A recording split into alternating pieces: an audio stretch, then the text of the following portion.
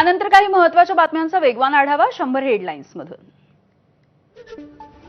मतदार याद्यांमध्ये बोगस आणि दुबार नावं टाकण्यासाठी अधिकारी पैसे घेतात। भाजपच्या आमदार मंदा म्हात्रे यांचा आरोप। नावं वगळण्यासाठी बीएलओ आणि जिल्हाधिकाऱ्यांकडे 15 ते 20 वर्षांपासून पाठपुरावा, मात्र नावं वगळली जात नाहीयेत, मंदा म्हात्रेंचा आरोप आहे।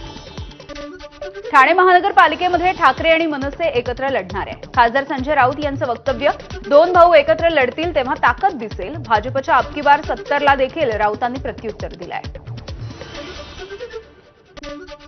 भुजबळांना भाजपनं माझ्यावरती आरोप करायला सोडलाय। काँग्रेसच्या विजय वडेट्टीवार यांचा हल्लाबोल। तर नागपूरच्या मोर्चाच्या नंतर भाजपच्या पायाखालची वाळू सरकल्यामुळे मला टार्गेट करण्याचं काम सुरू असल्याचा वडेट्टीवारांचा हल्लाबोल। मराठ्यांना ओबीसींच्या वाट्यातून आरक्षण देऊ नका, स्वतंत्र आरक्षण द्या, ही माझी भूमिका कायम। काँग्रेसच्या विजय वडेट्टीवार यांच्याकडून स्पष्ट। तर 2800 नोंदी सापडल्यावरती प्रमाणपत्र देण्याला माझा विरोध नसल्याचंही वक्तव्य।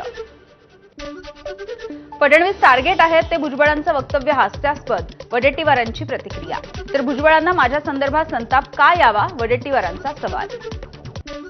ओबीसी महासंघाचे अध्यक्ष बबनराव तायवाडे यांनी भुजबळांवरती नाराजी व्यक्त केली आहे। वडेट्टीवारांचा जरांगेंसोबतचा जुना व्हिडिओ दाखवल्यावरून त्यांनी भुजबळांना लक्ष्य केलंय। एखाद्या नेत्याकडून झालेली चूक चव्हाट्यावरती आणणं योग्य नसल्याचं तायवाडे म्हणाले आहेत।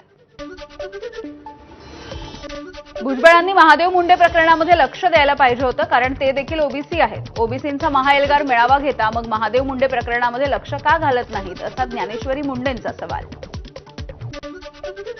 भुजबळांचं वक्तव्य हे गैरसमजामधून आलंय, मंत्री राधाकृष्ण विखे पाटील यांची प्रतिक्रिया। भुजबळांना भेटून त्यांचे गैरसमज दूर करणार, न्यायमूर्ती शिंदेंना देखील सोबत नेणार, विखे पाटील यांची प्रतिक्रिया। तर जे काही केलं ते कायद्याच्या चौकटीमध्ये राहून केल्याचा विखेंची प्रतिक्रिया। जरांगेंचं आंदोलन प्रामाणिक आणि निस्वार्थी होतं, मंत्री विखे पाटील यांची प्रतिक्रिया। तर जरांगेंचं शिक्षण काढणं हे चुकीचं असल्याची देखील विखे पाटील यांची भुजबळांच्या वक्तव्यावरती प्रतिक्रिया।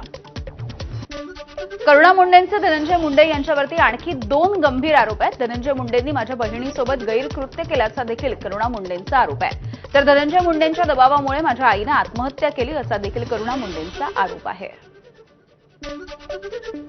सुप्रिया सुळे यांच्याकडून आजच्याच दिवसाचा शरद पवारांचा जुना पावसात भिजून भाषण करत असतानाचा एक फोटो शेअर करण्यात आलाय। हा फोटो म्हणजे महाराष्ट्राच्या मनावरती कोरलेला संघर्ष, स्वाभिमान आणि निश्चयाचं अद्भुत असं शिल्प आहे। सुप्रिया सुळे यांची एक्सपोज। स्थानिक स्वराज्य संस्थांच्या निवडणुकीमध्ये युतीवरून भाजप आणि शिंदेंच्या शिवसेनेमध्ये जुंपली आहे। बुलडाण्यामध्ये आपणच मोठा भाऊ संजय गायकवाड यांचं वक्तव्य। तर बुलडाणा नगराध्यक्ष पदासाठी भाजपचाच विचार होत असेल तरच युती शक्य आहे, भाजपचे जिल्हाध्यक्ष विजय शिंदे यांचं वक्तव्य। बुलडाण्यामध्ये शिवसेनेचे आमदार संजय गायकवाड यांच्यावरती नाव न घेता भाजपच्या जिल्हाध्यक्ष विजय शिंदे यांचा गंभीर आरोप आहे। 1.5 कोटींच्या डिफेंडरवरून भाजप जिल्हाध्यक्षांनी काही सवाल उपस्थित केले आहेत। गाडी एका कंत्राटदाराच्या नावावरती आहे, ती कोणत्या कामामधल्या कमिशनमुळे मिळाली, या लोकप्रतिनिधीला ही गाडी देण्यात आली, असा देखील सवाल त्यांनी विचारलाय। जळगावच्या पाचोरा मतदारसंघामध्ये महायुतीमध्ये बिघाडी झाली आहे। शिंदेंच्या शिवसेनेचे आमदार किशोर पाटील यांच्याकडून स्वबळावरती लढण्याचं जाहीर करण्यात आलं। यानंतर भाजपच्या वतीनं आमदार मंगेश चव्हाण यांच्याकडून स्वबळावरती लढण्याचं जाहीर।